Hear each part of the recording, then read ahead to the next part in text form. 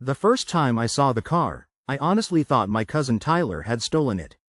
It was a glossy black SUV that looked like it belonged in front of a downtown steakhouse, not my aunt's duplex with the mismatched patio chairs. He rolled up slow, windows tinted, that little LED headlight glare like it was judging the whole block. Then he got out and hit the key fob twice, like he wanted everyone to hear the chirp. Tyler and I grew up basically like siblings. Same babysitters, same family cookouts, same, "we'll pay you back next week," energy. The difference is I eventually got boring.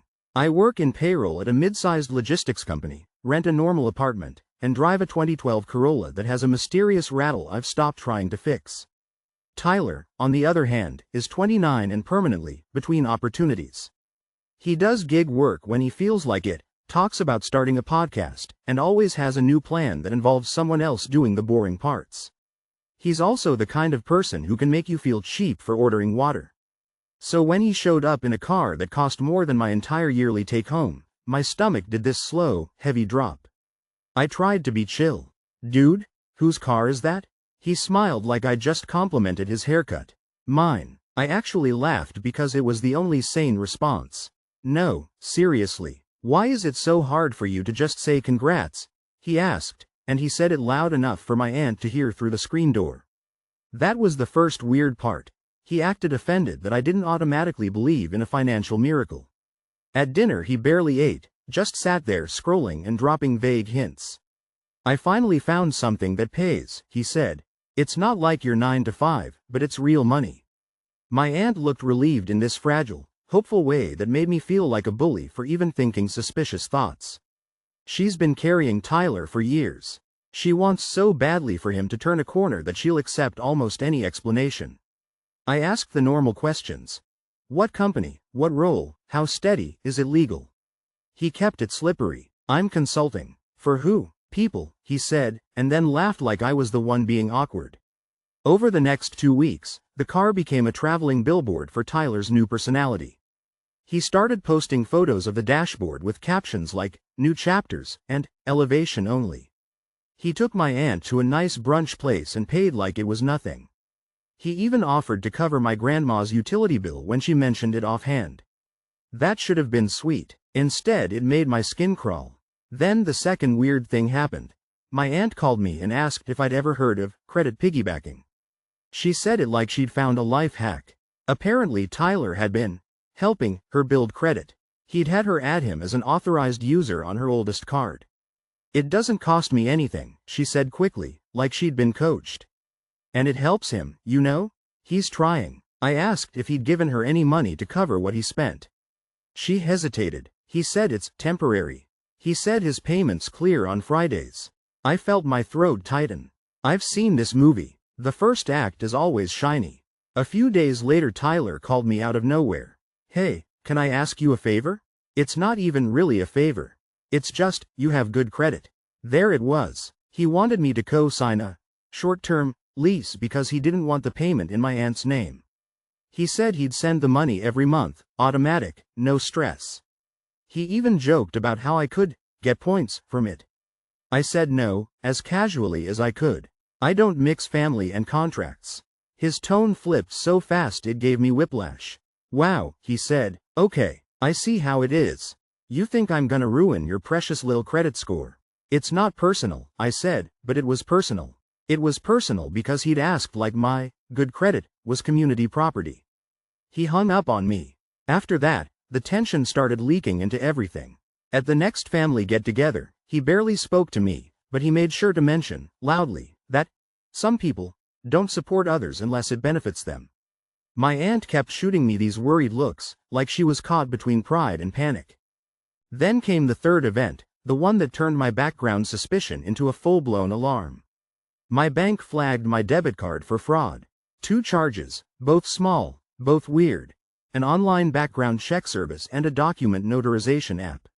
I hadn't bought either. The bank canceled the card and refunded it, but I couldn't shake it. Those weren't random. Those were the kind of purchases you make when you're setting something up. I didn't want to accuse Tyler based on vibes. So I did the most boring, adult thing I could. I pulled my credit report. There were 2 hard inquiries I didn't recognize.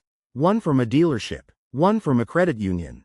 My hands went cold. That wasn't identity theft in theory. That was someone shopping my name around. I called the dealership and played dumb. "Hi, I'm seeing an inquiry from you. I just want to confirm what it was for." The guy checked and said, "Looks like you filled out a financing application last week." "I didn't," I said. "What number is on the application?" He read out the last 4 digits. It was Tyler's phone number. I had it memorized from a decade of group texts. I sat there staring at my wall, feeling stupid in this very specific way. Like I'd left my front door unlocked and acted surprised when someone walked in. The turning point wasn't rage at first. It was this heavy, embarrassed clarity. The expensive car wasn't proof Tyler had made it. It was bait. He needed people to believe he was on the rise so they'd stop asking the questions that would ruin the whole thing. I did 3 things that day. First, I froze my credit with all 3 bureaus. I set up fraud alerts, changed my bank passwords, and turned on 2-factor authentication like my life depended on it. Second, I filed an identity theft report. That part felt dramatic, like I was overreacting, until I remembered my own name was on those inquiries. Third, I went to my aunt's house with my laptop and sat her down at the kitchen table. I didn't start with accusations. I started with the facts. "Look," I said, turning the screen. "This is my credit report. That dealership inquiry? That's Tyler's phone number." She stared like she didn't understand what she was looking at, then her mouth tightened. "Maybe he used your number by mistake." "People don't mistake their way into a loan application," I said, and I hated how blunt my voice sounded. I hated that I had to be the adult in a situation where she wanted so badly to be a mom. She called Tyler right there, on speaker, hands shaking. When he answered, his voice was bright, fake cheerful. "Hey Ma. Did you apply for a loan in my name?" she asked. Silence. A long, careful silence. Then he said, "Who's there?" I felt something snap inside me, not anger exactly, more like resolution. "It's me," I said. "And yes, it's my name you used." His voice went sharp. "Are you serious right now? You're trying to ruin me over an inquiry?" "An inquiry means you submitted my information," I said. "You don't get to act like I'm crazy for noticing." He launched into this messy mix of excuses. He was just checking rates. He was trying to get ahead. He had it handled. He was gonna tell me. Every sentence was designed to make the thing he did sound smaller and my reaction sound bigger. My aunt finally said, very quietly, "Tyler, did you use my card to make your payments?" Another pause. "I was going to pay it back," he said. And that was the moment her face changed. Not dramatic, not movie-style crying. Just this exhausted realization, like she'd been holding up a shelf for years and finally noticed it was crushing her. Within a week, the shiny SUV was gone. He didn't sell it. It was repossessed. I know because my aunt sent me a photo of the tow truck in the driveway at 6 in the morning. She didn't caption it with anger. She just wrote, "I can't do this anymore." Tyler tried to spin it online like he was downsizing and refocusing. In real life, he avoided the family for a while. When he did show up, he acted like we'd all betrayed him by not letting him borrow our identities. The consequences weren't as cinematic as I wanted them to be. No dramatic arrest at Thanksgiving. No public apology. Just a lot of quiet cleanup. My aunt disputed the charges and closed the card he'd latched onto. I followed through with the fraud reports, and the inquiries dropped off after some paperwork and phone calls.